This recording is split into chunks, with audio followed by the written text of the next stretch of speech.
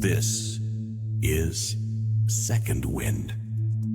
The first Chief Creative Officer at Walmart, VP of Global Creative at Disney, and more than 20 years on the agency side leading iconic shops like DDB, BBDO, and Saatchi's. Jean Batthany has been honored as one of Business Insider's 30 most creative women in advertising. Celebrated as Advertising Working Mother of the Year, I think that should be the most important award. She calls herself a creative aerialist and spent her career walking the high wire between business and culture, connecting the dots to build brands, grow teams, and create ideas that win not just wallets, but hearts, minds, and spirits.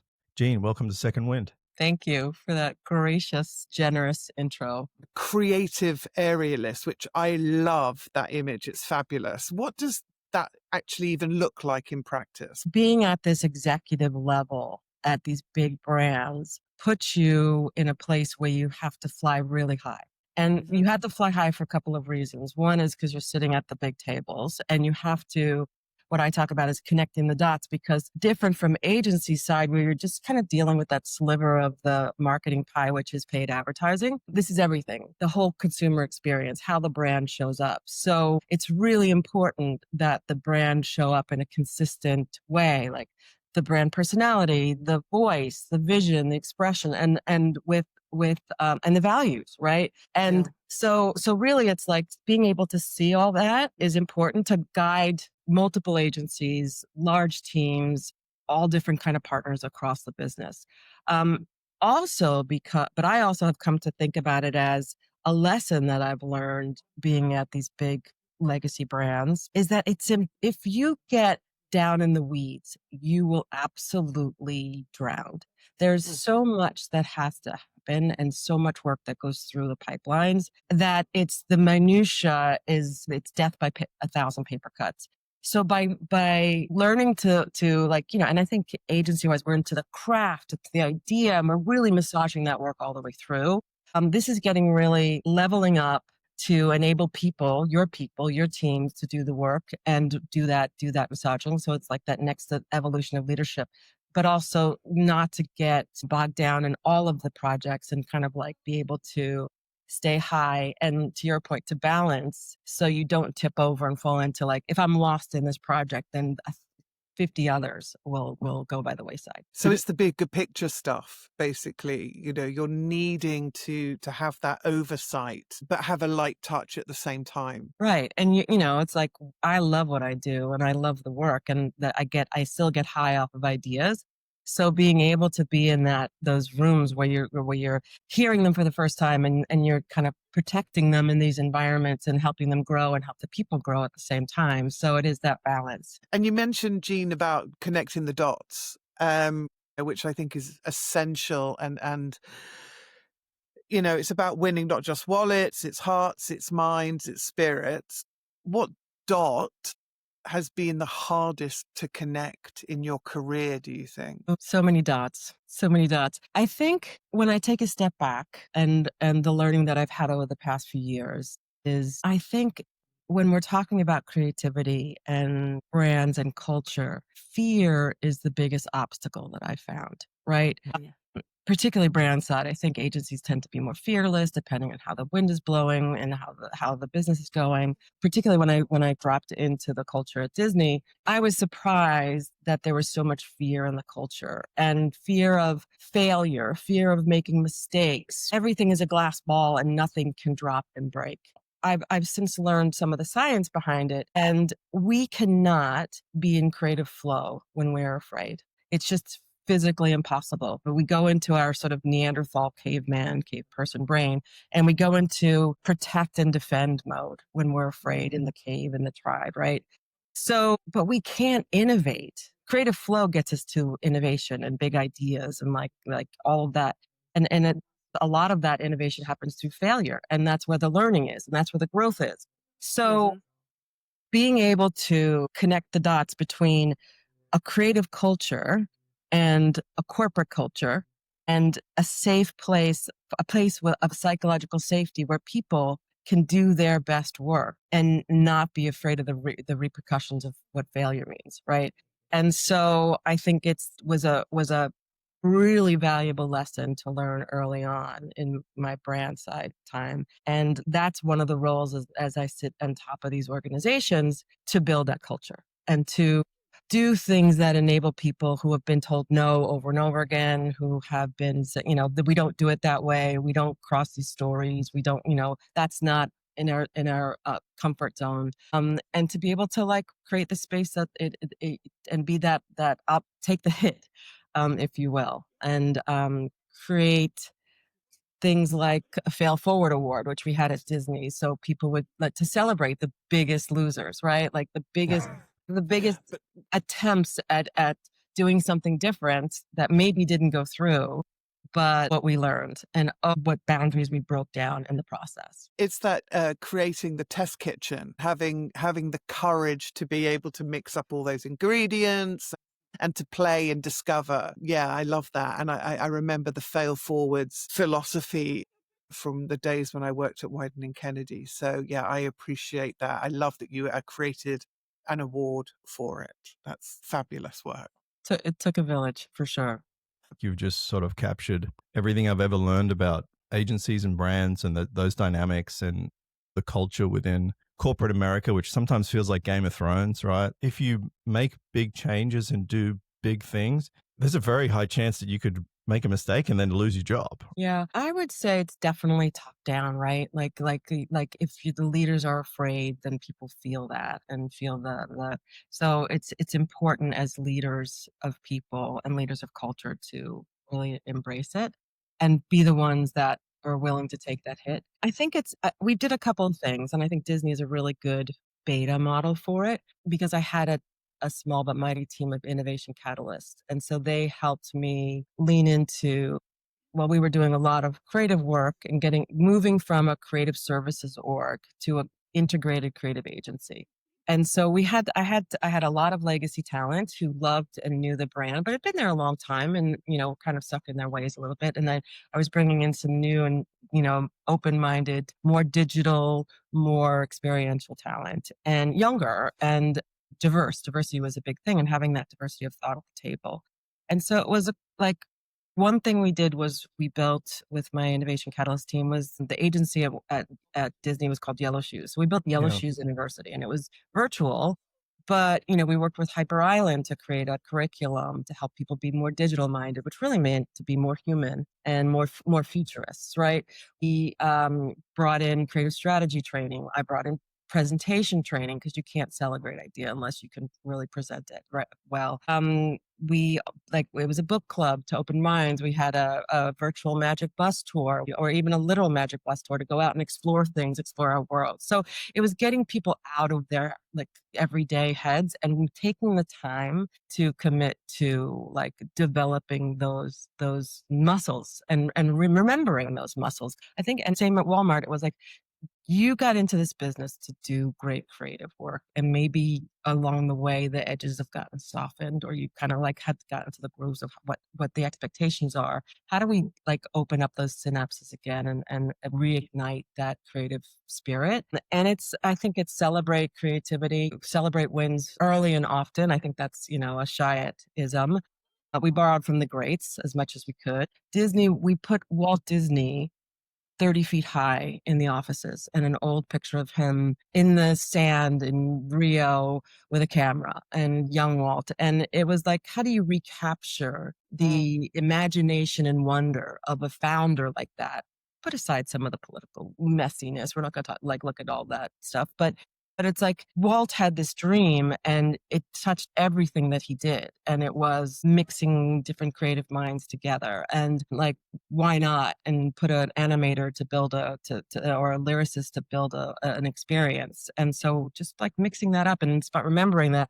And we used to say we need more Walt than Roy. And Roy was the business side. Brands very much, they're publicly owned public brands, they're beholden to Wall Street. It's in the quarter for the quarter results. So results are so important. So there's very much this idea that I found, which I was very surprised by, of creativity for creativity's sake was perceived as indulgent. Whereas agency, that's what we live for. Anything we have to do to get the best creative ideas out the door and get them sold and get them made. business, it's like, what is this going to do for my business? And so it was really like looking at like working with my teams and partners, and relationships are so important. And how do you make sure that you're presenting ideas that they're not cool? We banish the word cool in presentations. Like Oh, I'm so happy. yeah, it's like, do not say, you're going to love this idea. It's so cool. Zip, never again. Can we ban exciting and nice as well? Well, yes, put it on the list. Interesting. Interesting's good. Also Interesting idea. interesting. Yeah. Interesting is me as a Brit. The interesting is my fallback. So Same. I may have nothing more to say. Yeah. I was told by a CEO once never to say that I was bringing interesting casting into a production again, because some clients I hear it. too interesting. But so I had marketing strategy partners are like, why are your teams bringing this? I'm trying to infuse creativity into it. And so like thinking outside the box, and like not just drive through window, which I think a lot of in-house creative departments were like more services oriented, and more agency of like, what are we asking the right questions? How are we creative? We're creative problem solvers, so we can apply that to anything. And the feedback I got is, why are you bringing us ideas we didn't ask for? It's not on a 20-page Excel sheet, and it's not on a media plan. And I'm like, because we're creative problem solving for you and with you. We're like, these are better. Yeah. These are better ideas. But you have to kind of learn what levers to pull, and where you're going to get a wall blocked. If you keep pushing against the wall, I'm not going to get any further. So it's learning the language, it's learning the culture, it's learning the people. And it was very much like what we started to do was put what if. What if was the mindset. And someone asked you, here's a brief, I'd see the work, here's the brief, whatever. Maybe it wasn't a very good brief, but you'd see the work and be like, okay, you delivered on the answer. But did you think like, what else is possible? So we put a what if slide into every fairly big presentation so answer the brief, and then what if, thinking we've gone outside the very literal mandates here. And what if we think in a different medium? What if we talk to a different audience? What if we go experiential, not TV? What if it's not just a digital banner campaign, right? So I think it's, and so that what that started to do is partners, they're not clients inside, they're partners feel heard, because the worst thing to do is to try. They feel safe. People don't right? feel heard and seen. And so they're heard. And then there's that ending it with a little, dessert to go, oh, that's interesting. I hadn't thought of that. And partnering with media partners who can actually make it happen, as opposed to we're bought and sold in this box and you can't go anywhere else. And you're talking about relentless drive. You're talking about persuasion and influence, loyalty and connection, empathy, being a creative maximizer. Can you talk us through some of that and what you find is really essential in your style of leadership? Yeah, I was very lucky to get those lovely thoughts and perspectives from comrades and colleagues and friends in the industry. And I didn't know the term servant leadership until I went brown. And it was this discovery of, I think growing up in the ad industry and growing up as a woman in the ad industry, it was, working as hard as you can, but with your head down. How do you go to the next level? How do you, work 2 or 3 times as hard to be, get to the promotion or the big project or the accolades? And brand side, there was this aha of, it's not just what you do, it's how you do it. And it's not, I'm not that as a servant leader, it's not about power. It's about inspiring people to their power. And it's not about you work for me, I work for you. So my role as your leader is to help you do the best work of your career, or grow into the next leadership role, or grow personally and professionally. And so that is it's very interesting because, having grown up in agencies that were very male dominant, and the industry was very male dominant, I'm going to age. Especially in the creative side of things, right? Yeah, I started the late 80s, right? So it was very much, if you don't come in Sunday, don't come in Monday. And it was very, and any woman in HR or like the sexual harassment stuff that I heard and saw, it was mind blowing. But it was like, it was cutthroat, and I believed, and it was started at DDB. Gully, you and I both worked at DDB, and like trying to and working in that culture there of like as the only executive creative director that was female, like what was my approach where I was leaning more into the 3% conference. I was leaning more into equity and diversity. I was leaning more into how do we make sure we're building a culture where everyone belongs, where we have diverse voices at the table to do better work, to ultimately to drive the business more. And I think, what I learned early on on that journey was if I was my authentic self and I showed up with empathy and sometimes, messy and sometimes tough, I put it all out there. And I not only put myself out and worked as hard as I possibly could, I put myself out there for people and my door was always open. My couch tended to be the couch where problems got revealed and people could show up. And that's part of that psychological safety space. I believe that the success of a leader is how many leaders they grow, right? And it's like sometimes planting the seeds of trees you never sit under. Did you have strong role models? Were there women in the industry or outside the industry who were role models for you, who you looked to, who influenced you? Or was it were all those senior experts exclusively male? I didn't have a female boss until I went to Disney. And then we were Right. Wow. an all-female leadership team, 5 of us. So sometimes be careful what you wish for. That's cool. But there were people in the industry. Sometimes I think we learn from bosses what kind of leader we don't want to be. And there were also people in the industry like Susan Cradle, someone I often cite of like, Yeah. or at BBDO, we were, there was Donna Wynham, there was Susan, and we were on the other side of the building. And Susan and I joked when we met in Chicago that we only saw each other in the ladies' room because we worked on different sides of the building and at different accounts. She was more senior to me. It's funny, but it's true. It's funny, but it's true. But it's very interesting because I saw Susan go to Leo Burnett in Chicago to be the chief creative officer. And there weren't many, if any, female chief creative officers back then, right? And I knew I had this aspiration. I wanted to be a chief creative officer because I felt I would do things differently. And I had a sense of how I want to do it. I was diehard feminist. Gloria Steinem was like I cried when I bumped into Gloria Steinem in Cannes one year.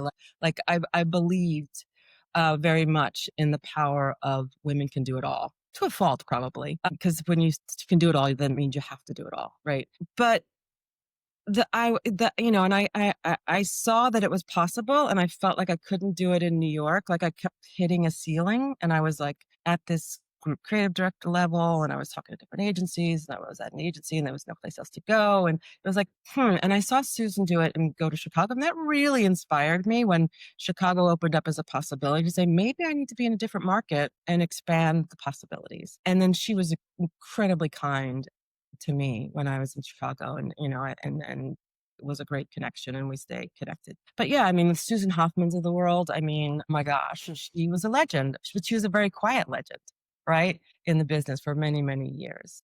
Now, I think you look around and there's a lot more women leading and beyond account management, beyond HR, a lot more women in creative. It's great to see. I think we've hit a bit of a rough patch with diversity, equity, inclusion with the current administration, which is shameful. Yeah. Kerry and I were in Cannes together interviewing some, other amazing women in leadership roles. And it was really heartening to hear how they, because you see the news, it's like really depressing and awful. But then I think in the industry, people haven't changed their views. The fundamentals that, many different types of people coming together can be really impactful for a business, right? That's sort of the underlying belief I think a lot of people have, is that different perspectives bring value. Absolutely. Right? What has that been like for you the last, I guess it's 9 months now, 10 months?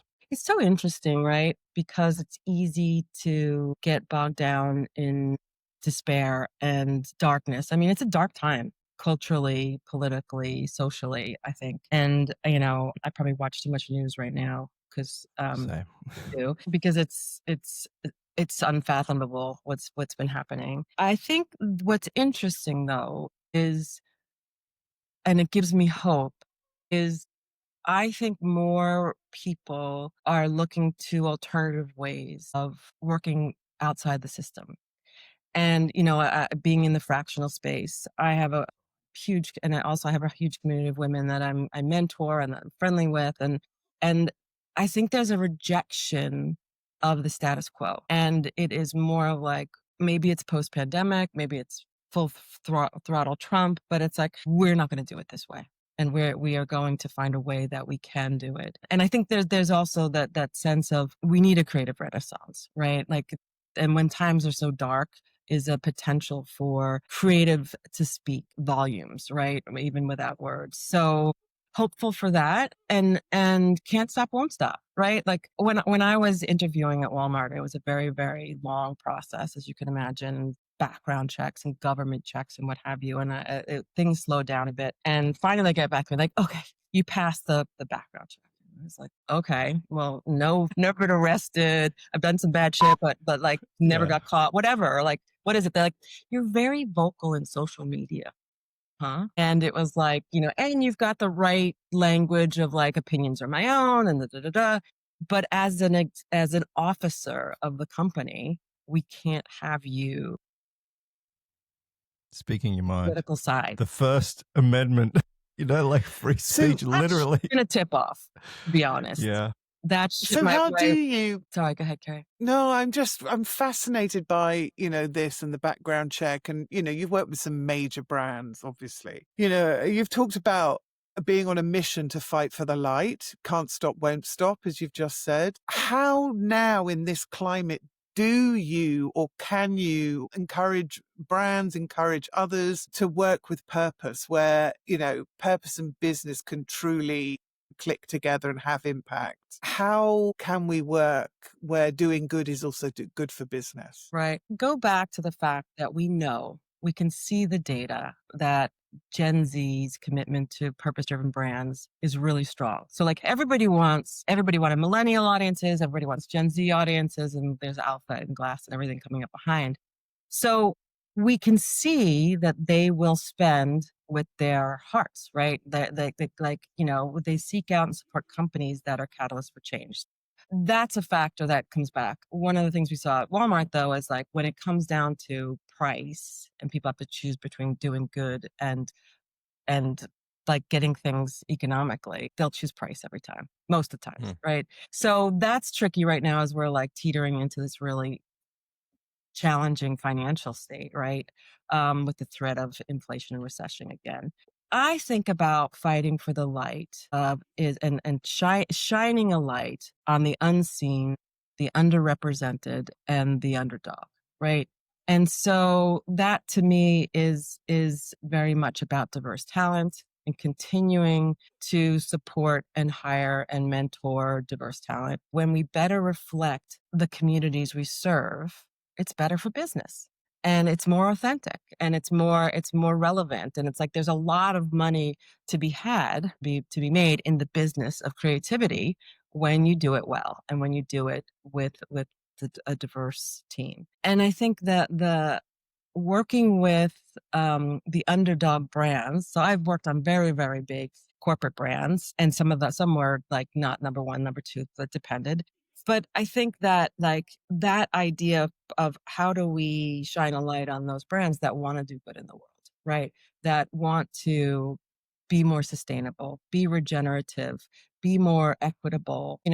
Work as a fractional CCO. One of the projects I worked with We Are the Board was taking a sustainable denim brand and bringing it to the most massive retailer, guess who? And how do we reach more people with sustainable products because of the scope and scale of a company like that, right? And knowing, and that's one of the reasons why I went to Walmart. One of the biggest reasons I went to Walmart was because of the purpose. The mission was to join them on this journey of taking them from a transactional company to an emotional brand, doing that with purpose. And they had commitment to not just sustainability, not just the status quo, but to becoming a regenerative company, right?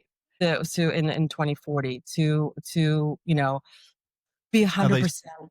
Are they still doing that, or have They're they still sort on of the gone, path. nah? They haven't given that one up. They were Okay, that's also good. they were also committed, like their goal is to be 100% renewable energy by 2035. I mean, that's big Wow. for their footprint, right? Yeah, that's big. It's Yeah. terrific. Right. Very difficult story to tell with a lot of layers and a lot of legal. So that was a challenge. But they also were very much, we were coming out of the pandemic. We're still in it.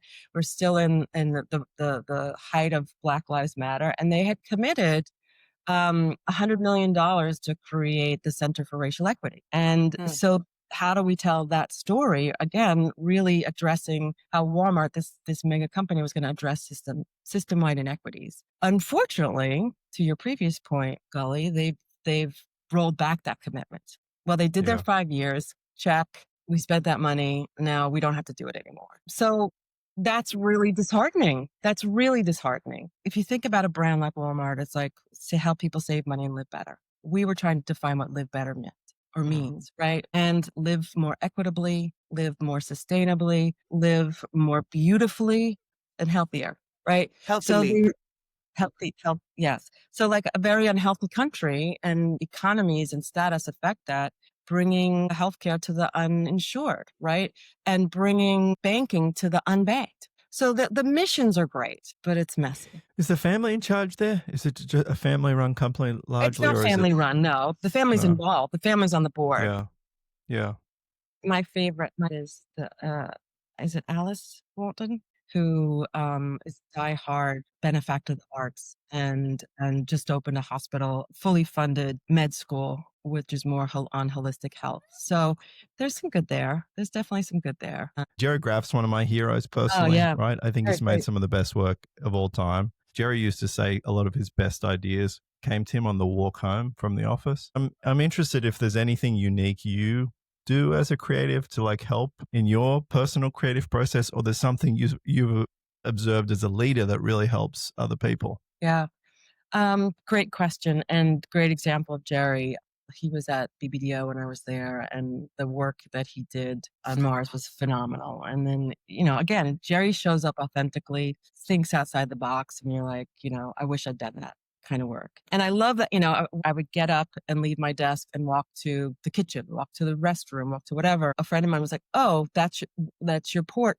You get unlocked going through a portal. Your brain works. Like there's not a lot of great work that happens when you're sitting at your desk. I think from a large organization perspective, one of my ahas and a struggle I had and I've had to work through was there's not enough time. And I felt that we were doing a lot of work, myself included, that was very reactive. It's coming at you like 7 fire hoses and like, be careful what you wish for about touching more of the brand. And it's like, boom, boom, boom. And we're reacting to things where I think agency side, you have more time and protected time and space to incubate.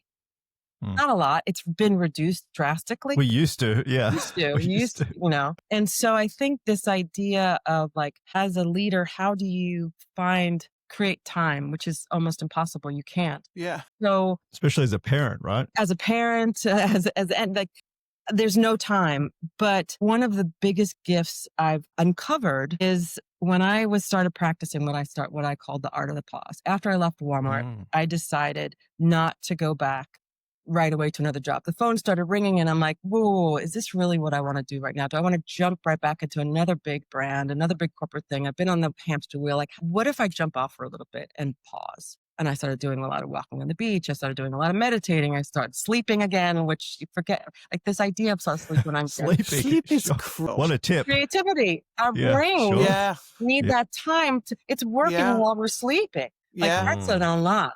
Like it's one of the biggest health benefits is actually having proper sleep. You heard it here Crazy. first, folks. Yep, heard it here. First, right? Yeah, me and Ariana Huffington. And so this idea of like go. There's no time, and it's this sense of scarcity, right? Again, it's coupled with the fear. If we can't, I can't stop, won't stop. I said it, but I think we live and work in a culture of toxic productivity, right?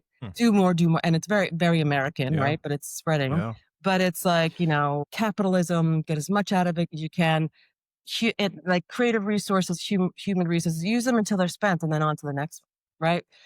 So that's not great. And I think we're also, I know I was guilty of toxic resiliency, Yeah. Yes, yes, Like, I yes, can yes, do it. yes, I'll yes, just keep yes. I trying. Yeah, hear, yeah. yes, I relate to that as well. And so when you come from it from a place of scarcity or fear, I'm afraid I'm going to lose my job, or I'm afraid I'm not going to get the next job, or I'm not going to get this project, or I have to prove myself over and oh, what have you done lately? And so it's just this sense of how do you give yourself permission to pause, to Pause is, rest, to recover, and what I believe to regenerate your creativity.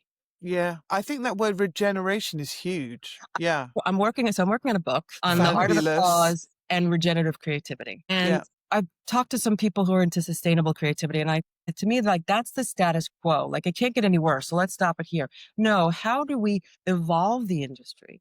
How do we take all these super talented people? Like we're at epidemic levels of burnout, not just in the creative industry, but across all industries. Mhm. And so how do we practice a regenerative creative approach so ideas are abundant, especially with the threat of AI, right? Like, so how do we, like, play, for example? You mentioned it Mm. earlier, Carrie, right? When we're creating these environments of cultures, like how does play become a key Mm. component to unlocking Mm. the childlike mind and spirit that isn't Exactly. afraid to try things and throw Yeah. spaghetti on the wall and see what it looks like? And even like dabble in our own, like when was the last time most creators picked up a paintbrush or a pen or Mm. like sculpted something, right? So like being able to not be like get rid of this perfectionism, this idea that has to go to can or whatever it is, like just get it out, do more, like express yourself and play. And And not more of the productive, more different, like variety, right? yeah, yeah. But that regenerative pause, I think, is huge, and I think it bears huge dividends. I'm curious to know what keeps you, why climb back onto the horse? Why climb back onto the wire, actually, as the Right. aerialist? What's fueling your second wind, Jean? I get energy from creativity and creative people. The process of transformation really lights me up. And I think so because you can see it, right? And you can feel it. And I think you see the results of it. And I think I have the learning now. Like, I think with the art of the pause, there's the art of the pivot. So what have I learned as I paused and worked on different things and kept one foot in my superpowers, right? And then look around and where can I go from here that's going to help make the world a better place? And it doesn't have to be on the same massive scale. I think one of the things I've learned about myself is when I step back from and give myself permission to pause.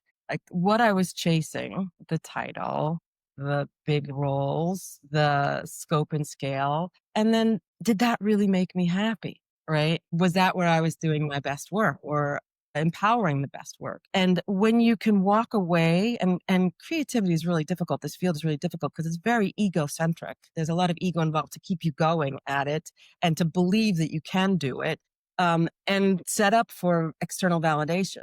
When you shift it as we evolve, and regeneration is all about evolution, evolve to say, don't need those things, right? So what is it to fulfill my mission, my personal mission and have purpose on this planet to help others? And I think it's that sense of, I'm not done yet, but what's next is exciting because I'm not just taking what comes along because I've done that and it's exciting and it's ego boosting. And then you go, is this really what I wanted? It's either a hell yes or a fuck no. Do I feel it in my body?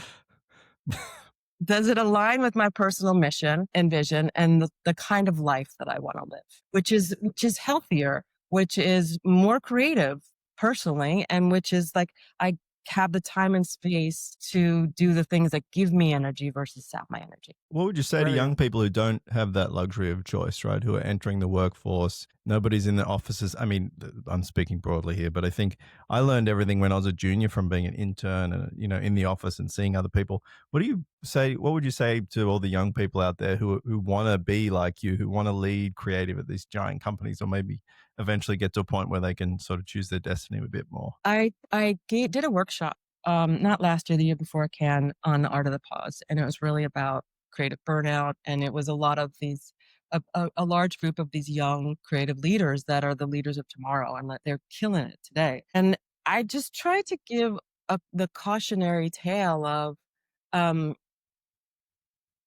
you can say no, and it's going to be okay. And I think that like really trying to go within and not come at creativity from a scarcity mindset or a fear mindset, and giving it your all, because like it's when you're younger, you have more brain fluidity, right? You have more, I'm rambling a little bit, but I was thinking No, about, you're not. I'm not.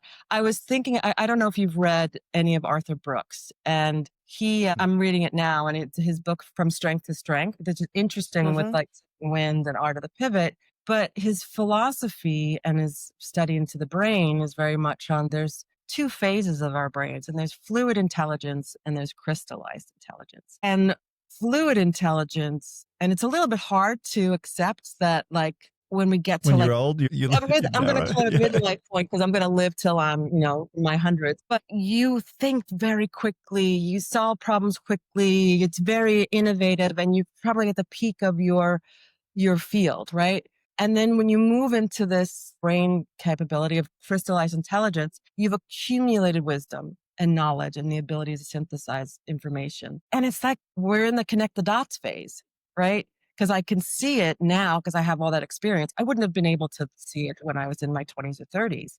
So I think that my biggest piece of advice because I continue to mentor young people, especially diverse women, I was afraid in my 30s that I was going to age out. That's when I started to fear aging out in the business. And has it changed a certain amount? I don't know. So much of like, it's a young industry, and get as much as you can out of it, and they'll get as much out of you, because Especially with social, right? scarcity. Well, I think there's a Yeah. perception. There's two sides of it. There's a perception that when you're young, like we know culture is so important. So being able to tap into culture, understanding what's going on in culture, like all the feelers out. What are you experiencing in music and fashion and travel and food and film and all of it? Like, and it's not true that you don't, you're not connected. It's really, to me, it's about staying curious versus Mm. being young. The other side of it is, the older you get, the more experience you have, the more expensive you are. So there's this sense of, are you still creatively relevant? Are you too expensive? Are you whatever? So I think definitely take advantage of your hunger and curiosity, and finding your place, but also at the same time, find the place where you are valued and valuable, right? Because I think when you put yourself into environments where you're force fit and you're trying to prove yourself all the time, that's like exhausting. And I also think that there's this epidemic burnout, let's call it creative burnout for our purposes, is the result of unresolved stress, chronic stress. So when you're chronically stressed and you don't have an outlet, don't walk away from it. A night off or a weekend off isn't enough. Then you're eventually going to be tapped, and it can happen at any time. So going back to teaching the art of the pause early, and saying rest is not a reward, it's a right, right? So I need to rest. I need to take some time for me. I need to take my vacation days. More than 50% of Americans don't take all their vacation days, and we have shit vacation. In the UK, in London, you were seen as weak if you had an illness or you were off sick. You were seen as weak. I would hide medical conditions in order that people didn't judge me. And so I think to an extent, some of that has changed, and I think to an extent, nothing has changed, I had which I pregnancy. think is shocking and depressing. I can remember hiding my pregnancy. I think it was 6 months, almost 6 months pregnant with my first. And I was like, I had to tell my boss at BBDO at the time, because I knew I'd come back from the shoot and there would be no hiding it. As one of the few women on the team, like, you have to parent like you don't have a job, and you have to work like you don't have kids. Yeah, And that is a really great way of putting it. right. And it's very difficult I think, for women still, because women still carry a majority of the emotional labor that happens at home. So it's not just labor and emotional labor at work, but then you're doing a lot more of it at home. And so I think it's But that's cultural zeitgeist. That's not just advertising. How do you want people to remember you in the industry in 30 years' time? In that lovely article you mentioned earlier about where people were sharing what my superpower was on my journey to kind of developing my mission, one of my favorite things that was shared back with me from my dear friend Laurel Stark Ekman, a writer, creative director, agency brand side, and she said, "You're a lighthouse." Yes. And as again, part of how we got to fighting for the light was, showing people the way and guiding people safely to shore and being safe to leave and travel the waters, even if they're not calm, but being out there. And like when she said that to me, I was like, okay, I accept That's it with lovely. grace and humility. You are a lighthouse. You make it look good and you make others feel safe leaving the shore or navigating choppy waters. You shine a light on opportunity, on reasons to believe, even on a new way of seeing themselves or that opportunity. You're calm in the storm. That's fabulous. To be seen as a lighthouse is fabulous. She's a beautiful writer and a beautiful person, and I value her in my life. When I first started in this business, I wanted to be in design. I studied advertising and design, and I felt graphic design was the more noble profession. And I had a teacher at FIT who said, "You should be in advertising." I'm like, "Yeah." And he hired me as an assistant art director for a couple of pitches, and then he convinced me to try it. He's like, "Give me 6 months." I resisted. It was Saatchi & Saatchi, biggest Wow. agency in the world at the time. My father's like, "Take the job. It's benefits. It's whatever." I'm working out of my little Queens apartment. I remember this conversation. It's like, I don't want to sell people things they don't want. That's not what I want my Wow. career to be. And I'm happy to say it has been so much more than that. And I learned so much along the way about creativity and collaboration and storytelling. But to me, it's really about the people. Beautiful. Thank you so much. I think there's our first Thank you for tears on the having show. me and making me almost cry on a podcast. It's not over until somebody sheds a tear. Jean, thank you so much for joining us on the podcast on Second Wind.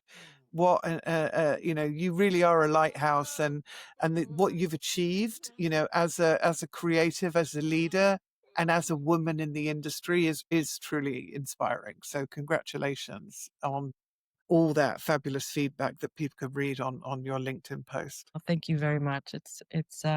I'm incredibly grateful for the opportunities I've had and the talented people that I've worked with who've taught me so much. Awesome. Thank you so much for the time, Jane. Appreciate it. Thank you.